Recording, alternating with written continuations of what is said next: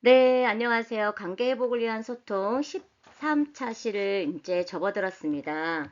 우리가 이제 조금 있으면 기말고사를 통해서 이제 마무리가 될 것 같아요. 모든 선생님들이 너무 힘들고 어려운 가운데서도 열심히 들어주셔서 우선 감사합니다. 오늘은 낭만적 사랑이라는 거를 가지고 얘기할 것 같아요. 낭만적 사랑이라고 하면 이제 우리가 어떤 사랑을 이야기하는지 우리 한번 같이 이야기를 나눠보도록 하겠습니다. 사람의 유형은 우리가 사랑의 유형에는 네 가지 유형의 모형이 있어요.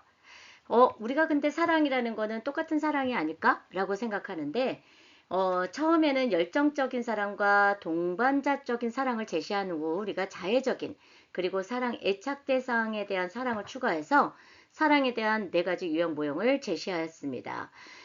열정적인 사랑은 우리가 누군가를 내가 굉장히 관심 있고 되게 호감이 가는 사람이 만나면 가슴이 막 뛰면서 거기에 따라서 굉장히 흥분하게 되죠.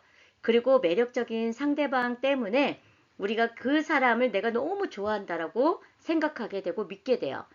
그리고 이제 강한 성적 욕구가 들어서면서 이러한 생리적 흥분은 다양한 자극에 의해서 유발될 수가 있습니다. 그런데 우리가 열정적인 사랑을 하게 되었을 때 상대방에게 다가가려고 하면 거기 상대방의 거절에 대한 두려움과 질투, 뭐 그 다음에 또 어떤 심리적인 오해 이런 것 때문에 좌절과 같은 것을 경험하기도 하죠. 동반자적인 사랑을 한번 볼게요. 상대방에 대한 편안함과 다정함 그리고 신뢰를 동반하는 사랑을 우리는 동반자적 사랑입니다. 그런데 우리는 이제 그 깊은 우정과 동료의 공동의 활동과 상호 관심, 그런 어떤 재미에 기초하는 것으로서 우리가 사람에게 느끼는 풍요롭고 헌신적인 그런 우정의 형태를 취하는 사랑도 있죠. 하지만 스트레스의 감소를 가져오는 옥시토신이라는 게 있어요. 이 옥시토신이라는 일종의 호르몬과 관련되어 있는 게 동반자적 사랑입니다. 우리 여러분들, 우리 여기 학생 선생님들은 어떤 사랑을 내가 원하는지, 열정적인 사랑인지, 아니면 동반자적 사랑인지, 아니면 또 다른 유형의 사랑인지를 한번 나름대로 생각해 보는 것도 좋을 것 같아요. 자애적 사랑입니다. 자애적 사랑은 우리가 핵심 특징이 있어요. 상대방의 행복에 대한 이타적 관심과 걱정, 신뢰와 이해를 수반하는 것입니다.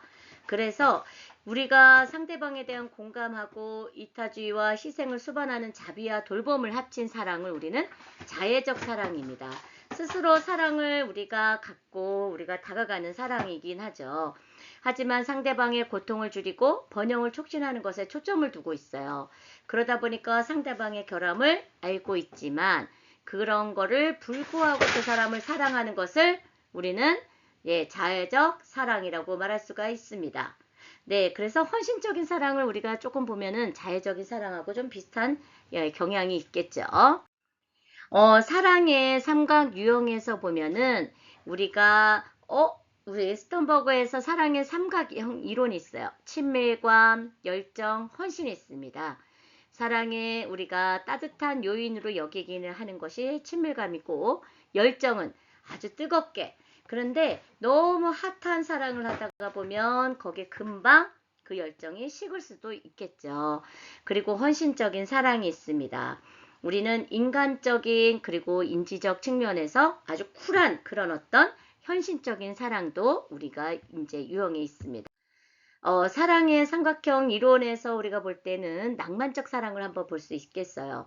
선생님들은 낭만적 사랑과 동반자적 사랑, 얼빠진 사랑이라는 것도 있는데, 사랑하면은, 네, 많은 사람들이 다 희망을 갖고 그 사랑에 대한 나름대로의 뭐가 있나요? 로망이 있죠. 네, 그래서 낭만적인 사랑은 친밀감과 열정의 조합으로 이루어진 호감과 열병의 조합으로 이루어집니다. 그래서 이런 사랑은 쉽게 끝이 날 수가 있는 한때의 사랑을 낭만적인 사랑입니다. 눈에 보이지 않아요. 그리고 그냥 좋은 것만 보여요. 그리고 그 사랑을 하다가 보면은 내가 모든 거를 다 이루었다라고 생각하면서 할 수 있다라고 느껴지는 경향도 있죠. 동반자적 사랑을 볼까요? 친밀감과 헌신이 조합된 사랑입니다. 그래서 애정, 어린 우정에 기초하고요. 지속적이면서도 성공적인 관계를 만들기도 합니다. 얼빠진 사랑은 우리가 열정과 헌신이 조합된 사랑입니다. 그래서 서로를 잘 알지 못하면서도 과도한 열정으로 쉽게 결혼하다가 보면 가장 성숙한 사랑은 이 셈 요소가 모두 높은 사랑을 우리는 가장 성숙한 사랑이라고 할 수 있습니다. ABC 중에서 우리 학생들은 지금 사랑을 하고 있다면 이 세 가지 중에 어떤 사랑이고, 내가 사랑을 하고 내가 누군가가 있다 하면 이 사랑의 세 가지에는 내가 어떤 사랑을 했는지를 한번 보시면 좋겠습니다. 사랑의 삼각 유형에서 스턴버그에서 따르면 열정은 관계 초기에 크게 증가했어요. 그래서 일정 수준이 지나면 우리는 급격히 떨어지고, 그리고 친밀감과 헌신은 미약한 상태로 시작하다가 점점 강해지는 패턴을 보입니다. 왜일까요? 처음에 열정의 관계에 있을 때 일정 수준이 지나면 급격히 떨어져요. 와, 나 저 사람 너무 좋아. 야, 저 사람 나한테 정말 인상적이고 나의 진짜 삶에 있어서 만나지 않으면 안 되는 사람이야. 하고 급하게 아주 진짜 없으면 안 될 것 같이 죽을 것 같은 사랑을 합니다.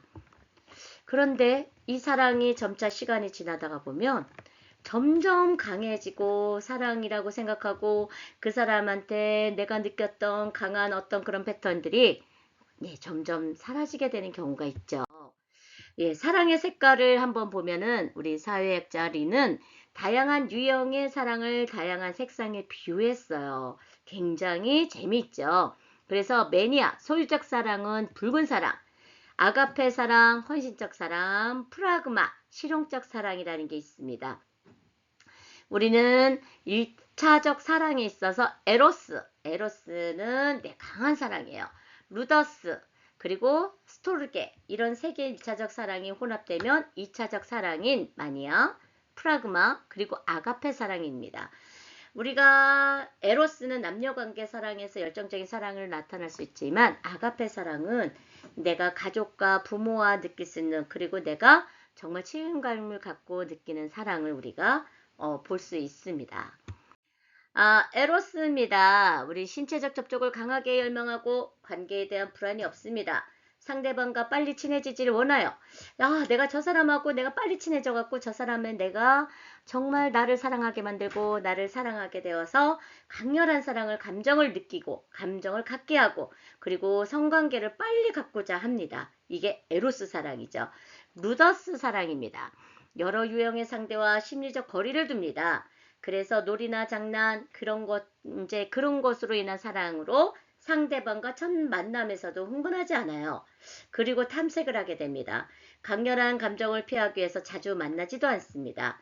거짓말이나 부정도 게임의 일부로 인정하고, 성관계는 깊은 정서적 유대를 위해서가 아니라 재미로 즐깁니다. 그래서 우리가 루더스의 사랑을 하게 되면 굉장히 위험하고, 우리는 불안정한 사랑을 할 수밖에 없다. 그래서 루더스 사랑은 절대로 우리가 이런 사랑을 해서는 남는 거는 상처밖에 없다라는 겁니다. 스토르게입니다.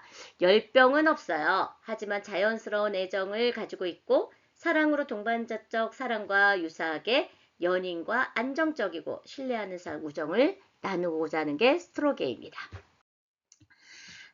우리 생깔에 봤을 때 2차적 사랑이 있었어요.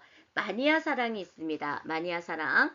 에로스와 루더스가 혼합된 사랑이에요. 아주 열정적이고, 그리고 장난삼아 만나려고 하는 그런 어떤 루더스 사랑이 결합된 건데, 파트너에 대한 생각에 몰입하거나 심지어 집착하게 됩니다.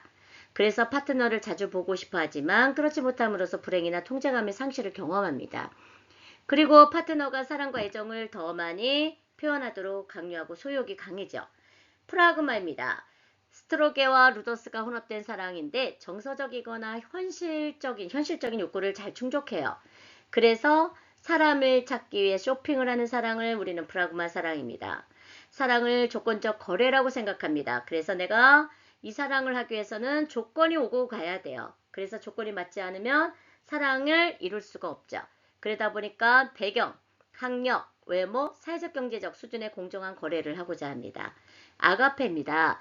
스트로게와 에로스가 혼합된 사랑으로 자신의 욕구는 신경 쓰지 않으면서 파트너에게 이타적인 사랑을 합니다. 그래서 파트너에 대한 행복, 그거에 대한 걱정하는 사랑. 다른 사람을 사랑함으로써 오는 정신적인 행복을 추구하는 대신 육체적인 쾌락은 피하고자 하는 그런 사랑을 우리는 아가페 사랑이다. 이렇게 볼 수 있습니다. 헌신적인 사랑이죠.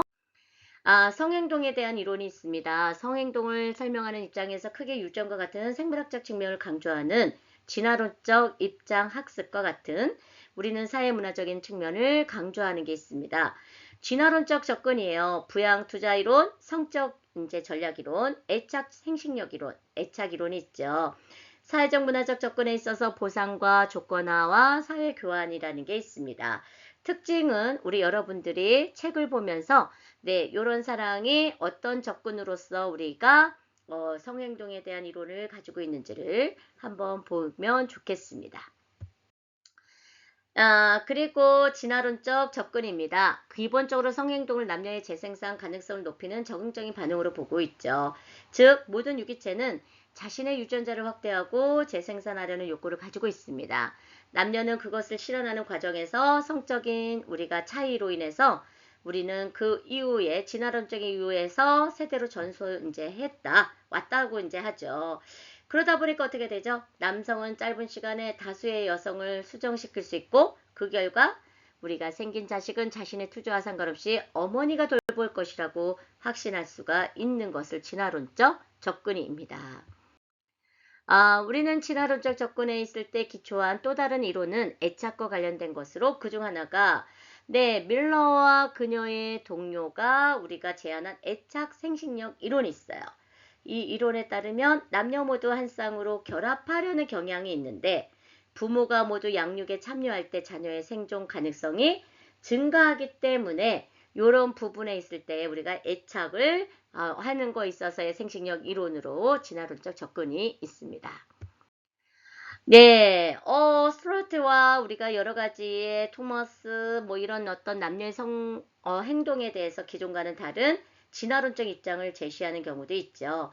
수컷이 경쟁하고 암컷은 선택한다는 모형입니다. 하지만 인간의 뇌가 커지면서 어린 자녀들은 점진적으로 더 의존적으로 돼가고 아동기가 과거에 비해서 길어지죠.